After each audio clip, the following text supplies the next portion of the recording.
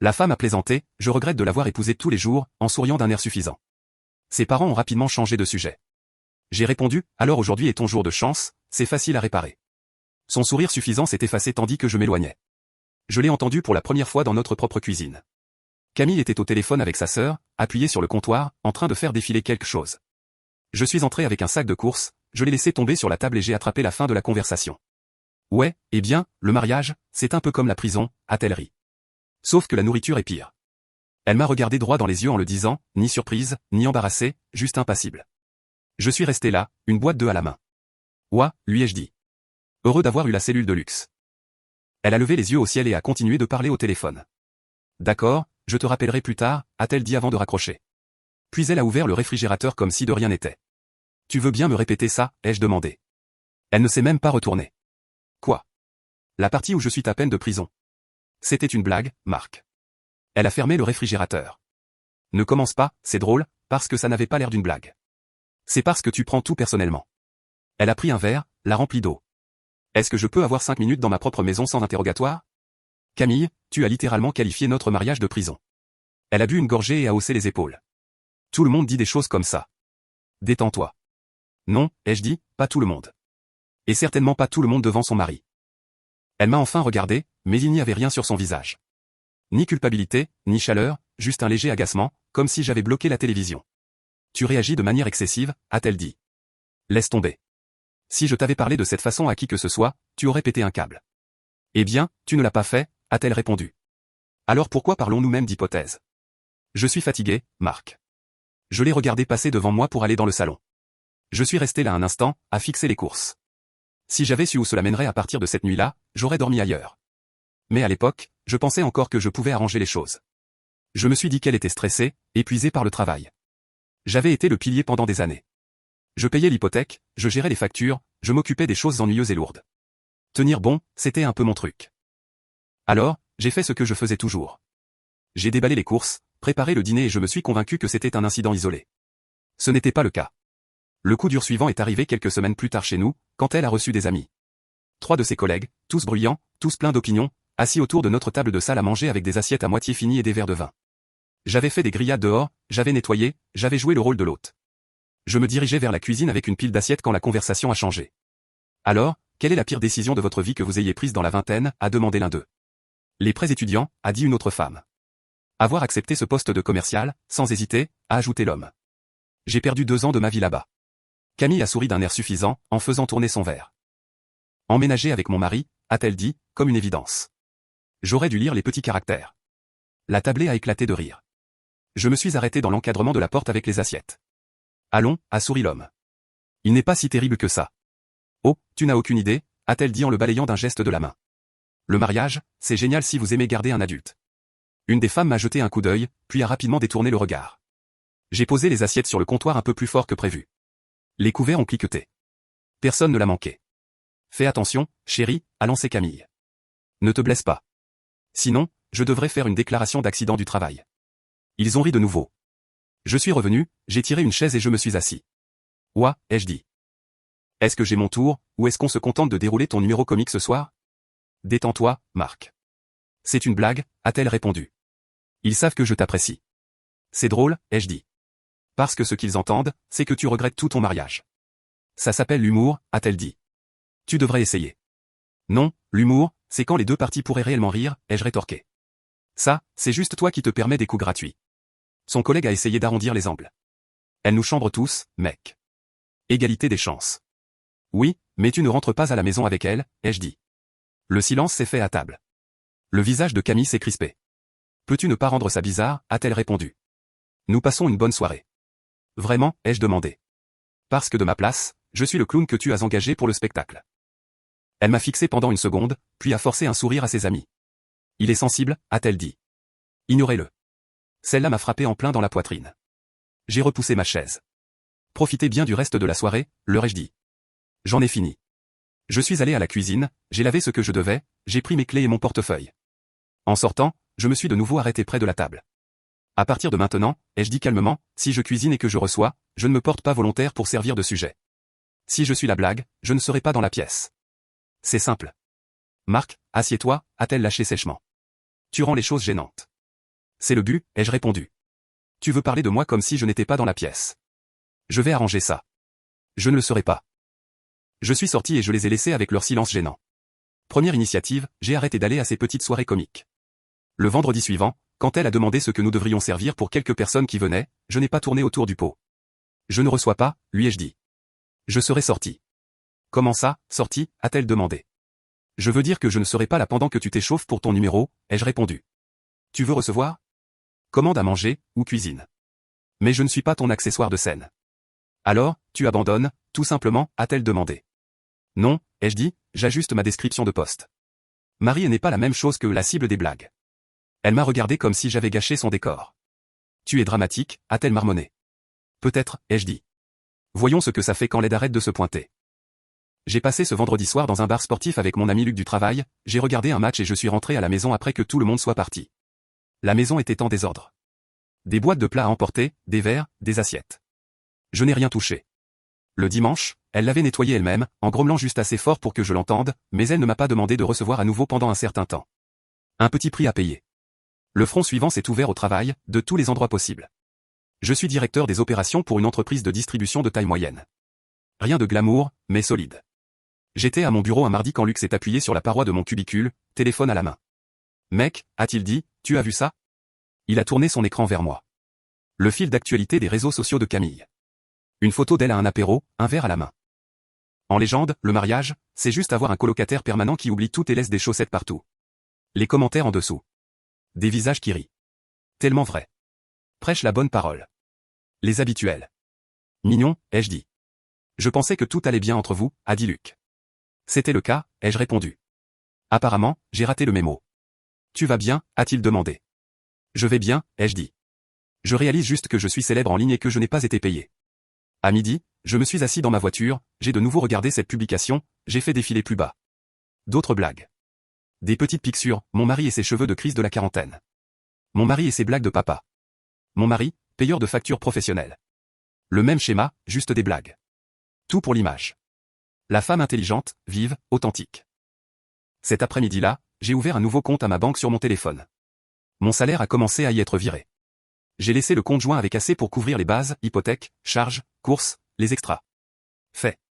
Quand je suis rentré à la maison, je n'ai pas attendu. Je lui ai dit à la table de la salle à manger. À partir de maintenant, le compte joint couvre les bases. Si tu veux quelque chose au-delà de ça, on en parle. Plus de surprises. Elle a cligné des yeux. De quoi tu parles? Tu aimes te donner en spectacle, ai-je répondu. Moi, j'aime payer pour la stabilité. Ce sont des passe-temps différents. Alors, tu me coupes les vivres, a-t-elle demandé, la voix montant. Non, ai-je dit, je fixe une limite. Nourriture, maison, électricité, couvert. Version de luxe de la prison, tu te souviens?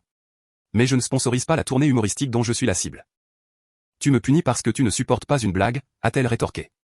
J'ajuste le montant que j'investis dans quelqu'un qui pense que je suis une blague, ai-je répondu. Si cela ressemble à une punition, c'est intéressant. C'est du contrôle, a-t-elle lâché sèchement. En fait, c'est le contraire, ai-je dit. Tu es libre de faire tout ce que tu veux. J'en ai juste fini de tout financer sans le respect inclus dans le lot. Elle m'a fixé, la mâchoire serrée, puis a pris son téléphone et est allée dans la chambre. La porte s'est fermée. Je m'attendais à une tempête. Au lieu de cela, cette nuit-là, j'ai eu droit à la tentative numéro 1 de douceur. Elle est entrée dans la cuisine pendant que je nettoyais, a posé une assiette devant moi avec mes pâtes préférées. J'ai fait le dîner, a-t-elle dit. De la vraie nourriture, pas des rations de prison. J'ai regardé l'assiette, puis je l'ai regardée. Tu n'étais pas obligé, ai-je dit. Si, je l'étais, a-t-elle répondu. Peut-être que j'ai poussé le bouchon avec les blagues. Je me laisse emporter. Je suis désolé. D'accord. Je ne pensais pas que ça te dérangeait autant. Cela semblait presque sincère. Presque. Voici le truc, lui ai-je dit. Ça ne me dérange pas. Ça me dit où je me situe pour toi. Tu te situes dans la cuisine à manger les pâtes que j'ai faites, a-t-elle essayé de plaisanter, en plaçant une fourchette dans ma main. J'ai laissé passer. J'ai mangé. Nous avons parlé de choses neutres, travail, circulation, son projet à venir. Elle a touché mon épaule en passant derrière moi. Pas de dispute, pas de commentaires en ligne cette nuit-là. Pendant un instant, j'ai eu l'impression de retrouver la maison que je connaissais. Je suis allé me coucher en pensant que peut-être la limite financière l'avait réveillée. Puis je me suis réveillé à 3 heures du matin, j'ai entendu sa voix à travers la porte de la chambre, douce et basse depuis le couloir. Je suis sorti discrètement. Non, c'est bon, disait-elle au téléphone dans la chambre d'amis. Il a eu une petite crise à propos de l'argent. Je lui ai juste préparé un truc à manger et il s'est calmé. Il le fait toujours. J'ai juste besoin de l'empêcher de paniquer à propos des blagues sur le divorce ou je ne sais quoi. Je n'ai pas bougé. J'ai juste écouté. Ouais, je sais, a-t-elle ri doucement. Je ne supporte tout simplement pas les hommes qui pensent que le mariage est une chose sacrée. C'est un contrat. Il est solide. Il s'occupe des choses. Je ne suis pas stupide. J'aimerais juste qu'il puisse supporter une blague sans changer de banque. Je suis retourné au lit, je me suis allongé et j'ai fixé le plafond. Illusion de changement, notée. J'ai arrêté de me battre dans ma tête pour savoir si je réagissais de manière excessive. J'ai commencé à planifier. Le coup suivant n'a pas été bruyant. C'était de la logistique. Au cours des semaines suivantes, je suis resté plus tard au travail, j'ai recommencé à aller à la salle de sport et j'ai passé du temps chez mon ami Marc le samedi, à l'aider à refaire sa terrasse. J'ai réduit le temps passé à la maison qui n'était que l'arrière-plan de son spectacle. À la maison, je parlais moins et j'observais plus. Elle est devenue plus froide, moins de textos pendant la journée, plus de soirées entre amis, rentrant tard avec ce ton d'énergie survolté de quelqu'un qui vient de finir de jouer devant un public. Un dimanche, nous devions aller dîner chez ses parents. J'étais dans le garage en train de trier de vieilles boîtes. Elle est sortie, les clés de la voiture à la main. « Tu es prêt ?» a-t-elle demandé. « Je n'y vais pas, lui ai-je dit. » Elle a froncé les sourcils. « De quoi tu parles ? » « Ils ont cuisiné pour nous. Ils peuvent toujours manger, ai-je dit. J'en ai marre d'être assis à cette table pendant que tu te plains de moi comme si je n'étais pas là. Je leur accorde, et à moi-même, une soirée de repos. C'est dans ta tête, a-t-elle lâché sèchement. J'ai assez de citations pour remplir un carnet, ai-je répondu. Dis-leur que je suis malade. Ou dis-leur la vérité. C'est toi qui choisis. Tu ne peux pas simplement ne pas y aller, a-t-elle insisté. Je viens de le faire, ai-je dit. Tu veux voir tes parents ? Va voir tes parents. Mais j'en ai fini de me porter volontaire pour des conversations où je suis l'histoire et non la personne. Elle m'a fixé pendant une seconde, puis a secoué la tête. Tu es incroyable. Peut-être, ai-je dit, mais je ne suis pas un divertissement. Vas-y. Tu es en retard. Elle est partie sans un mot de plus. C'était la deuxième limite de mon côté. Plus question de rester assis dans des pièces où je suis la cible approuvée. 2 jours plus tard, elle est rentrée tôt du travail avec des plats à emporter d'un bon restaurant en ville. Offre de paix, a-t-elle dit en posant les sacs sur le comptoir. J'ai dit à ma mère que nous étions tous les deux stressés. Elle te dit bonjour. Elle ne s'est pas plainte de toi, d'ailleurs. Bien, ai-je répondu. Une pièce de moins. Nous nous sommes mariés jeunes, a-t-elle poursuivi. Nous sommes en train de trouver nos marques. J'utilise probablement trop le sarcasme. C'est de ma faute. Elle semblait plus douce, moins tranchante. Qu'est-ce qui a changé, ai-je demandé. Je ne veux pas que ce soit bizarre entre nous et mes parents, a-t-elle dit. Ou entre nous deux. Pouvons-nous simplement repartir à zéro, un peu ? Repartir à zéro signifie un comportement différent, ai-je dit. Pas seulement de la nourriture différente sur la table. Je sais, a-t-elle répondu rapidement. J'essaie. D'accord, ai-je hoché la tête. Je répondrai à l'effort par l'effort, lui ai-je dit. Mais je ne reviendrai pas aux mêmes règles. Cette semaine-là, elle n'a rien publié sur moi en ligne. Pas de texto blagueur. Elle s'est assise à côté de moi sur le canapé et s'est appuyée sur mon bras. Elle m'a même demandé comment s'était passée ma journée et a écouté. La deuxième illusion commençait à prendre forme. Puis est venu le barbecue familial. Mes parents font ça chaque été. Grand barbecue dans le jardin, chaise pliante, voisins qui passent. Camille adore ces journées. C'est sa scène préférée. Un public intégré, peu de risques. Cette fois, j'y suis allé les yeux ouverts. Quand nous sommes arrivés, ma mère nous a tous les deux serrés dans ses bras. Mon père m'a donné une tape sur l'épaule. Mon jeune frère Thomas était déjà au barbecue. Regardez qui est enfin là, a souri Thomas. Je pensais que vous vous étiez encore enfui pour vous marier.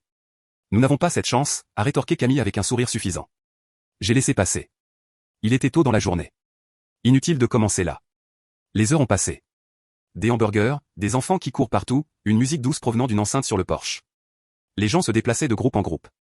Je gardais un œil sur Camille. Elle était dans son élément, racontant des histoires, riant, menant la conversation. Vers la fin de l'après-midi, quelqu'un, ma tante je crois, a abordé le sujet classique. Si vous pouviez revenir en arrière et changer une grande décision de votre vingtaine, a-t-elle demandé, quelle serait-elle ? Le tour de table a commencé près de la table de pique-nique. Des choix de carrière, des lieux de vie, des voitures achetées. Quand ce fut le tour de Camille, elle n'a pas hésité. Elle a levé son gobelet en plastique comme si elle portait un toast. Je regrette de t'avoir épousé chaque seul jour, a-t-elle dit. Silence. Elle a souri comme si c'était la chute d'une énorme blague. Quelques rires faibles ont fusé, puis se sont éteints aussitôt. Le visage de ma mère est devenu pâle. Mon père a regardé Camille comme s'il la voyait pour la première fois. Thomas m'a regardé. Personne ne l'a sauvé. Personne n'a sauté sur l'occasion pour faire une blague. Tu plaisantes, a essayé ma tante, la voix tremblante. Camille a haussé les épaules. Je veux dire, nous étions des enfants, a-t-elle dit. Nous ne savions pas ce que nous faisions, mais bon, nous voilà, n'est-ce pas? Elle m'a donné un coup de coude. On en paie toujours le prix. Ma poitrine s'est sentie très calme. Pas de chaleur, pas de précipitation. Heureusement que je répare ça aujourd'hui, ai-je répondu. Ma voix était désinvolte, exactement comme je parlerais de changer l'huile de mon camion. Elle a cligné des yeux. Quoi? J'ai repoussé ma chaise et je me suis levé. Tu le regrettes tous les jours, ai-je dit. J'en ai fini de te traîner dans une vie que tu détestes. Marc, a murmuré ma mère, mais j'ai levé la main. Non, c'est bon, maman, lui ai-je dit. Nous sommes juste honnêtes aujourd'hui. N'est-ce pas, Camille? Elle me regardait, la bouche entr'ouverte. De quoi tu parles, a-t-elle demandé. Je t'expliquerai plus tard, ai-je dit. Pour l'instant, je m'en vais. J'ai un endroit où être ce soir. Thomas s'est rapproché. Ça va, a-t-il marmonné. Ça va l'être, ai-je répondu. J'ai brièvement serré ma mère dans mes bras. On parlera, lui ai-je dit. Pas aujourd'hui. Mon père m'a longuement regardé, puis a hoché la tête une fois. Je me suis dirigé vers ma voiture. Derrière moi, j'ai entendu des voix s'élever à nouveau, frénétiques cette fois. Camille qui criait mon nom. Ma tante qui disait que peut-être cela allait trop loin. Je suis monté, j'ai démarré le moteur et je suis parti. En chemin, j'ai appelé Marc. Tu es à la maison, ai-je demandé. Ouais, a-t-il dit. Qu'est-ce qui se passe?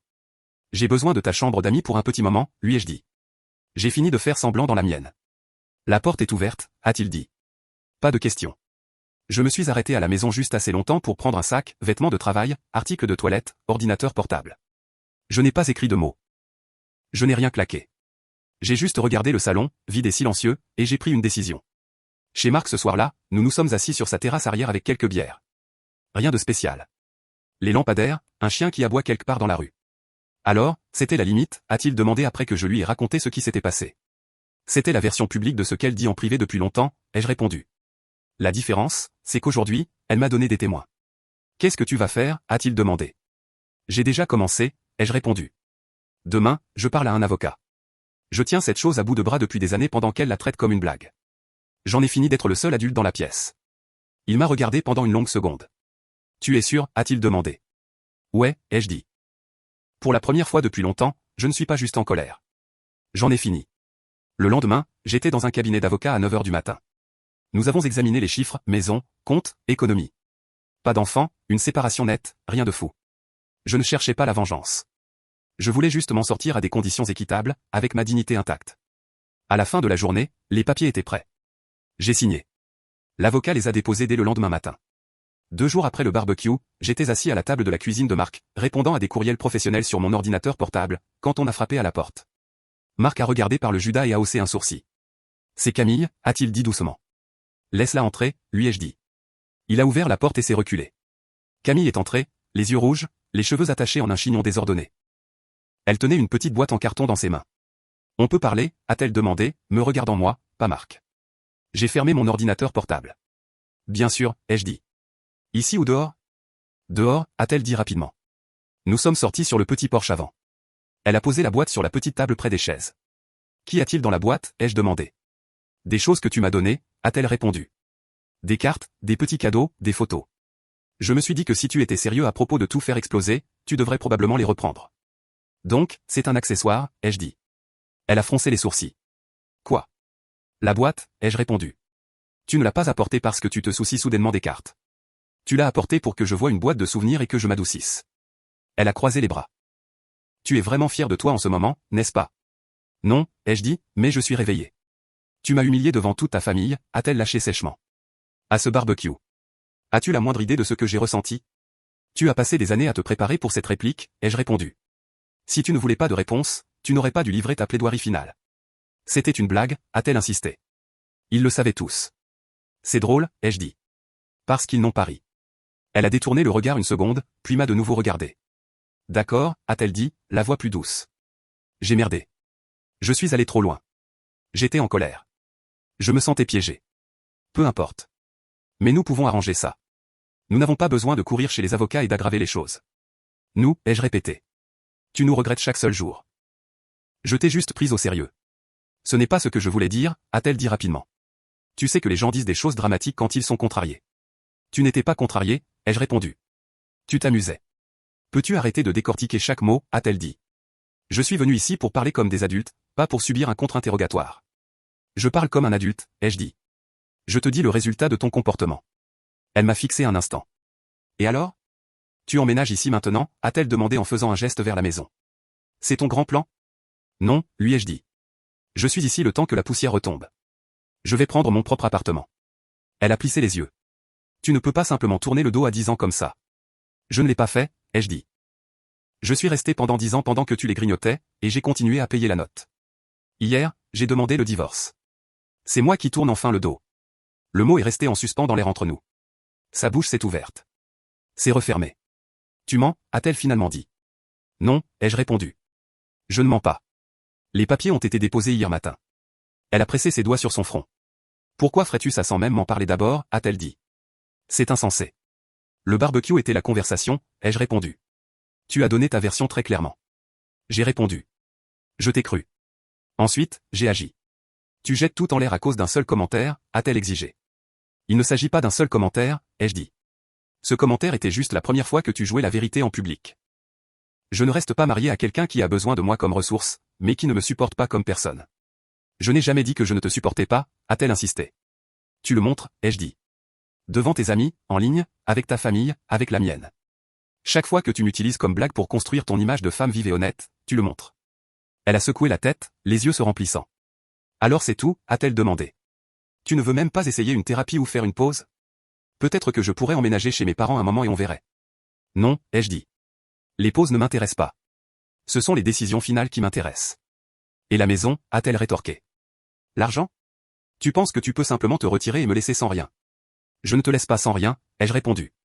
L'avocat a préparé un partage équitable. Nous vendons la maison, partageons la plus-value, les comptes sont divisés.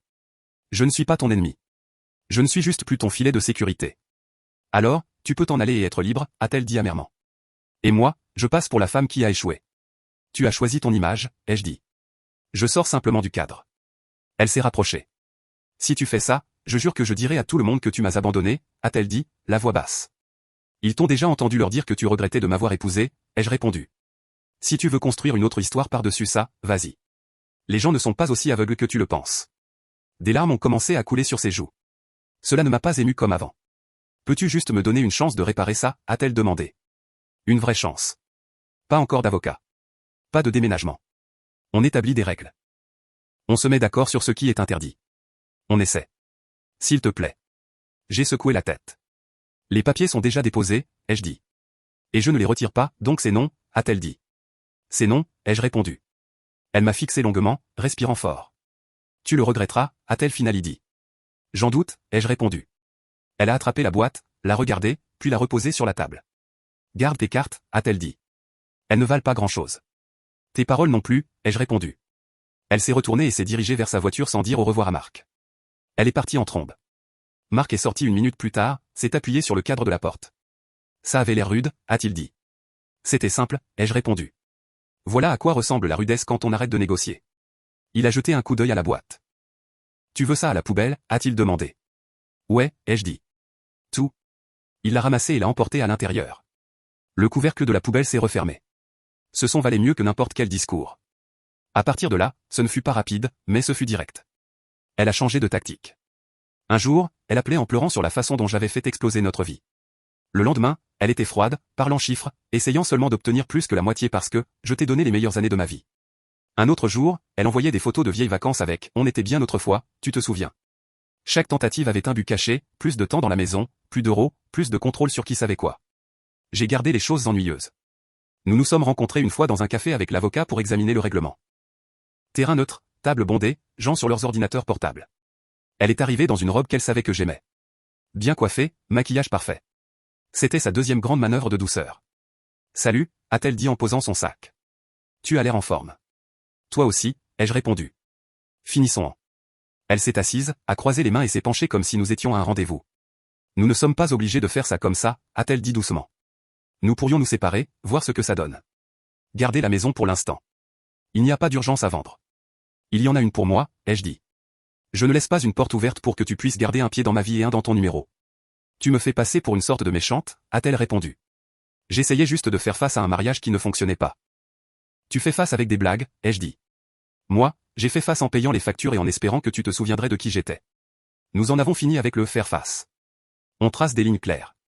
L'avocat a examiné chaque point, vente de la maison, partage, compte de retraite, pas de pension alimentaire à long terme, juste une courte période de soutien pour qu'elle puisse s'adapter, parce que je ne suis pas cruel et elle le sait. Elle a contesté chaque point. Je mérite plus, a-t-elle dit. C'est toi qui forces cette situation. Je n'ai pas demandé ça. Tu as littéralement dit que tu regrettais ce mariage tous les jours, lui ai-je rappelé. Je te donne ce que tu prétends vouloir.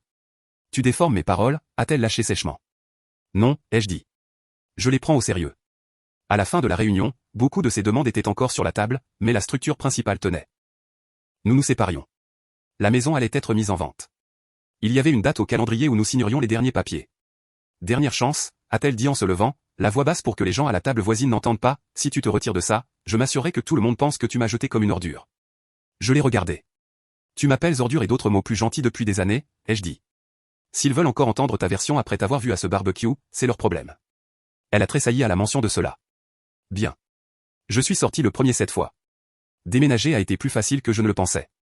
La plupart de mes affaires étaient fonctionnelles, outils, vêtements, quelques meubles auxquels je tenais. J'ai réservé un camion pour le week-end. J'ai trouvé une petite maison en périphérie de la ville avec un bail simple et un garage. Marc et Thomas m'ont aidé à déménager. Pas de drame. Camille est restée dans la maison jusqu'à ce qu'elle soit vendue. Elle envoyait des nouvelles par texto comme un propriétaire, l'agent immobilier vient mardi. Une offre est arrivée. Elle est basse. Ils veulent qu'on répare le Porsche. Je ne répondais que lorsque c'était nécessaire. Des messages courts, clairs, sans émojis, sans conversation pour le bon vieux temps. Le jour où nous avons signé les papiers de la vente, elle a regardé les chiffres arrivés sur son compte. Je pouvais presque voir le calcul dans ses yeux, confort, stabilité, apparence. Ça y est, a-t-elle dit. Ouais, ai-je répondu. Ça y est. Tu ne ressens vraiment rien, a-t-elle demandé. Nous avons construit une vie dans cette maison. Je ressens du soulagement, ai-je dit. C'est quelque chose. Elle a de nouveau baissé les yeux sur le chèque. Tu vas passer à autre chose et trouver une femme plus jeune qui te trouve incroyable, a-t-elle dit, pendant que moi, je dois repartir de zéro. Non, ai-je dit, je vais passer à autre chose et ne pas me faire insulter au dîner. Ce que les autres pensent de moi, c'est leur affaire. Tu es plus froid que je ne le pensais, a-t-elle dit. Où j'ai enfin rattrapé mon retard, ai-je répondu. Je suis sorti de ce bureau en sachant que je ne reviendrai pas en tant que quoi que ce soit pour elle. Ni mari, ni accessoire, ni solution de repli. 1 an plus tard, je vous raconte cela depuis la terrasse de ma propre maison. Une maison plus petite que l'ancienne, mais elle est à moi. Payée avec l'esprit clair. Il y a un camion dans l'allée qui démarre à chaque fois. J'ai eu une promotion au travail que j'ai failli refuser par habitude, puis que j'ai accepté parce que je ne traîne plus personne derrière moi. Je vois mes amis quand je veux, pas quand ça arrange son calendrier. Il y a une femme que je vois parfois. Elle s'appelle Laure. Elle a son propre appartement, son propre travail, ses propres histoires. Nous parlons comme des adultes. Nous ne nous utilisons pas comme sujet de blague. Je ne précipite pas les choses. Je ne vis pas pour ça. J'en profite, tout simplement. D'après ce que j'entends, Camille a loué un appartement en ville. Elle a gardé la plupart de ses abonnés en ligne. Les légendes ont cependant changé. Plus de publications sur la guérison, moins sur mon mari ceci, mon mari cela. Ma mère a mentionné qu'elle avait croisé Camille au magasin une fois. Elle a dit qu'elle avait l'air fatiguée. Elle a dit qu'elle s'était plainte de la cherté de tout maintenant qu'il n'y avait personne sur qui compter. J'ai juste hoché la tête. Je ne la déteste pas. Je ne lui veux aucun mal. Je ne joue tout simplement plus mon ancien rôle. Elle a passé des années à transformer notre vie en une blague récurrente pour protéger une image. J'ai passé des années à soutenir les murs pour qu'elle puisse le faire. À ce barbecue, quand elle a sorti sa meilleure réplique, j'ai enfin compris quelque chose de simple. On ne peut pas empêcher quelqu'un de vous manquer de respect s'il y prend plaisir. On ne peut que se retirer du public. Alors, je l'ai fait. Et quand je passe en voiture devant ce vieux quartier, parfois je ne pense pas aux disputes ou aux petites piques. Je pense à cette seule réplique à la table de pique-nique et à ce que j'ai répondu. Je suis toujours content de l'avoir dit. Heureusement que j'ai réparé ça ce jour-là.